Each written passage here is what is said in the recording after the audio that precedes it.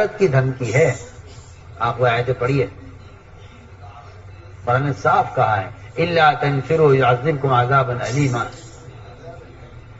الا تنفروا يعذبكم عذابا الیما ويستبدل قوما غيركم. اگر اس آیت پر غور کریں تو اس آیت کا خلاصہ یہ ہے کہ اگر تم اللہ کے راستے میں پھرنا چھوڑ دو گے،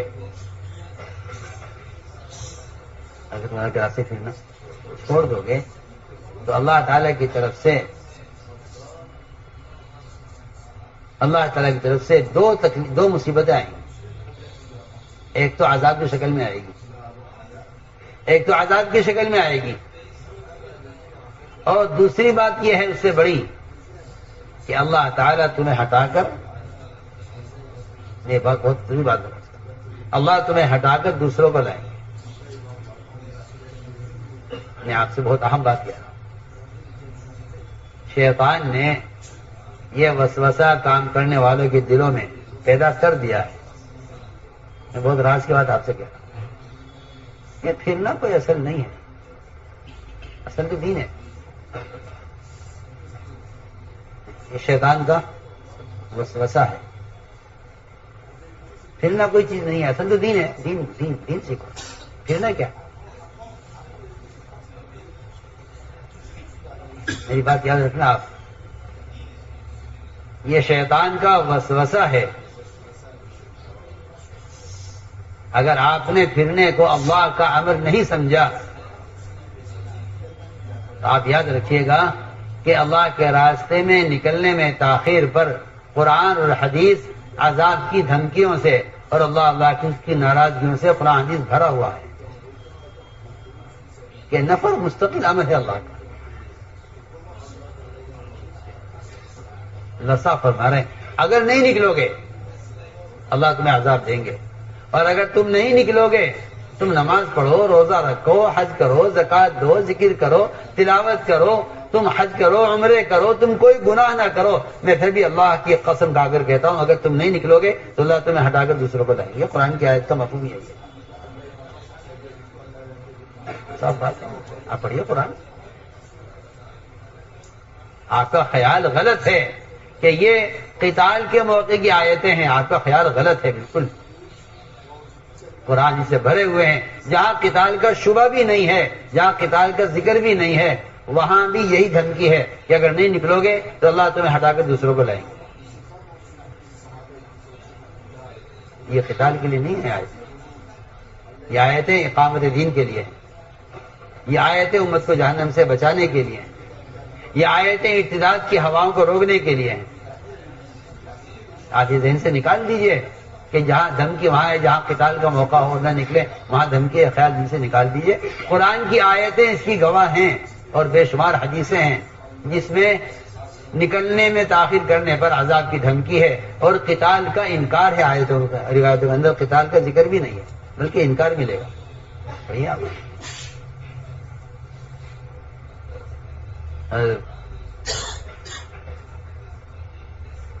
انصار صحابہ اور جن میں حضرت ابو انصار رضی اللہ تعالیٰ خود کہہ رہے ہیں کہ اب کوئی قتال بھی ہونے والا نہیں ہے، کسی کے نکلنا ضروری پڑ جائے، کوئی قتال بھی نہیں ہونے والا ہے اور لڑائیاں ختم ہو چکی ہیں، ہمارے کفار کے درمیان کوئی جنگ بھی ہونے والی نہیں ہے. پر خود کہہ رہے ہیں کچھ دن مدینے میں رہ کر اپنے کاروبار دیکھ لیں، اپنی زراعت دیکھ لیں، کچھ گھریلو تقاضے دیکھ لیں، کچھ بھی بچوں کے تقاضے ہیں وہ پورے کر لیں. ہم ہمیشہ پھرتے رہے اب تک اور الحمدللہ اسلام قائم ہو گیا، مضبوط ہو گیا، مسلمانوں کی تعداد کافی ہو گئی، اب اگر نہ نکلیں تو کوئی حرج نہیں ہے. اور خود یہ کہہ رہے ہیں اب کوئی جنگ بھی ہونے والی نہیں ہے، روایت میں ہے. ادھر یہ سوچ ہوئی، ادھر قرآن نازل ہوا کہ اپنے آپ کو اپنے ہاتھوں ہلاکت میں مت ڈالو مدینے میں رہ کر.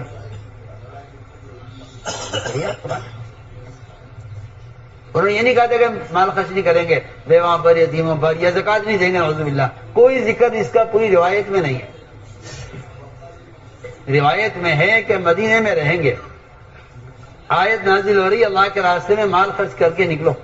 یہاں ٹھہرنے کے ارادہ تھا، وہاں مال خرچ کرنے کا حکم دے رہے ہیں کہ اس کا مطلب یہ ہے کہ تم یہاں رہ کر اللہ کے نفر سے مال کو مت روکو بلکہ اللہ کے راستے میں نکل کر خرچ کرو.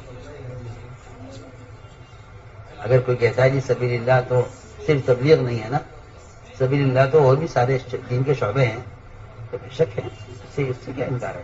اور اللہ کے راستے میں خرچ کرنے کا مطلب صرف اتنا ہی تھوڑی ہے کہ آپ جماعت میں خرچ کریں، لیکن اس آیت کے اندر تخصیص ہے کہ آپ اللہ کے راستے میں پھرنے پر مال خرچ کریں، ورنہ اپنے ہاتھوں اپنے آپ کو ہلاکت میں ڈال دیں گے۔ اس آیت میں اس کی تخصیص ہے، کیونکہ آیت کے شان نزول جب ہوا ہے، آیت نازل جب ہوئی ہے جب صحابہ نے مدینے میں رہنا طے کیا تھا، اس پر آیت نازل ہوئی۔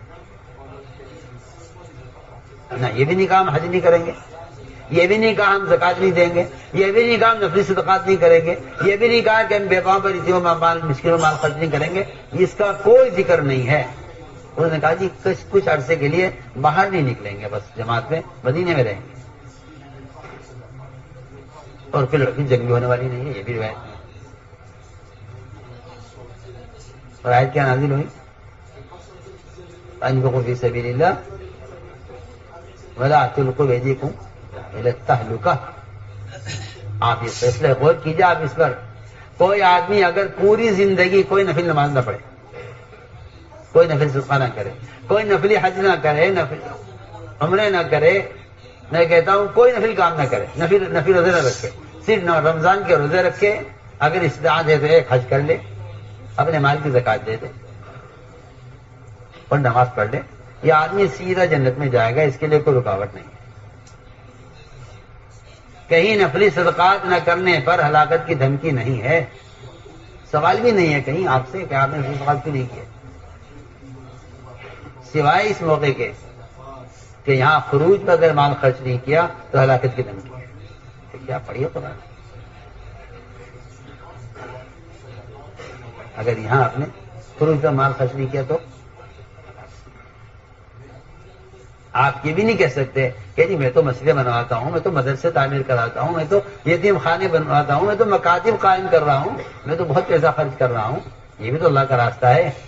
تو آپ کو معلوم ہونا چاہیے کہ ابو ہریرہ فرماتے ہیں رضی اللہ تعالیٰ عنہ کہ میں بیٹھا ہوا تھا، ایک صاحب آئے، آ کر آپ سے سوال کیا، عرض کہ یا رسول اللہ میں 6000 سونے کی اشرفیاں مدینہ منورہ میں رہ کر کسی خیر کے کام میں خرچ کر دوں تو کیا یہ میرے جماعت میں نکلنے کا بدل ہو جائیں گے؟ آپ نے فرمایا ان صحابی سے کہ جو اللہ کے راستے میں نکل کر سو رہا ہے وہ تجھ سے افضل ہے۔ کیوں؟ سبل خیر ہیں، اس میں مال خرچ کرنا، کہ وہ تو مسلمان کی مدد ہے، نکل کر دعوت دینا اسلام کی مدد ہے۔ آج زمانے کا مسلمان کا مددگار تو ہے، مگر دعوت چھوڑ کر اسلام کی مدد چھوڑے ہوئے ہیں۔ ہم کچھ کہنا چاہتے ہیں، مالداروں کے ذہن میں یہ بات ہے، مالداروں کے ذہن میں یہ بات ہے کہ ہم بھی تو خیر کے کام میں مال خرچ کرتے ہیں، ہم اس کام میں خرچ کر لیں، تم جماعت میں خرچ کر لو، کیا بات نہیں؟ یہ تقسیم نہیں ہو سکتی، کیونکہ مسلمان پر مال غیر مسلم بھی خرچ کرتا ہے،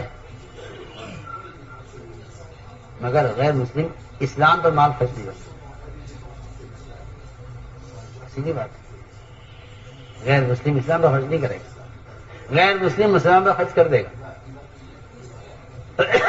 لیکن اسلام پر خرچ کرے غیر مسلم، بہت مثالیں ہیں اس کی مسلمانوں مال خرچ کرنے کی۔ آج جو غیر مسلم مسلمانوں پر مال خرچ کرتے ہیں کہ سیلاب آ جائے، زلزلہ آ جائے، کوئی وبا آ جائے، ابھی آپ نے دیکھ لیا اس بیماری میں غیر مسلموں نے خوب مال خرچ کیا، مسلمانوں پر خوب مدد کی، لیکن اسلام کی مدد الگ ہے، مسلمان کی مدد الگ ہے۔ اسلام کی مدد یہ ہے کہ آپ ایک مسلمان کو اللہ کے فرائض پر لے آئیں، یہ اسلام کی مدد ہے۔ اس لیے میں نے عرض کیا کہ قرآن پڑھیے تو پتہ چلے گا کہ نفر مستقل اللہ کا امر ہے۔ ہم اس جیسا کا محفوظ چھپا ہوا ہے، ہر سال ہر 4 مہینے اللہ کے راستے میں نکلنے کو اپنا جزو زندگی نہیں بناؤ گے، ایمان کا مزہ نہیں چکھ سکتے۔ یہ بھی قرآن حدیث کی روشنی میں بات ہے۔ اور اگلی بات یہ ہے اگلی بات یہ فرمائی کہ اگر اللہ کے راستے میں نکلنے میں کوتاہی کرو گے تو عذاب کو اپنے لیے واجب کر لو گے۔ ہم تو سمجھتے ہیں کہ اللہ کے عذاب کے دفاع کا دعوت سے بڑھ کر کوئی عمل نہیں، اللہ کے عذاب کے دفاع کا. حدیثیں موجود ہیں بے شمار روایتیں، آپ پڑھیے.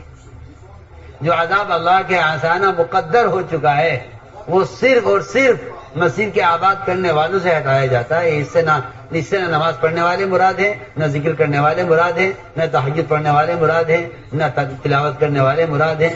اس سے کوئی عمل کرنے والا مراد نہیں ہے.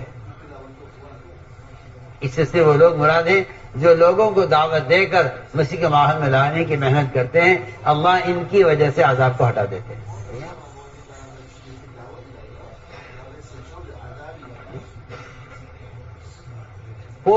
کوئی عمل کرنے والا مراد نہیں ہے.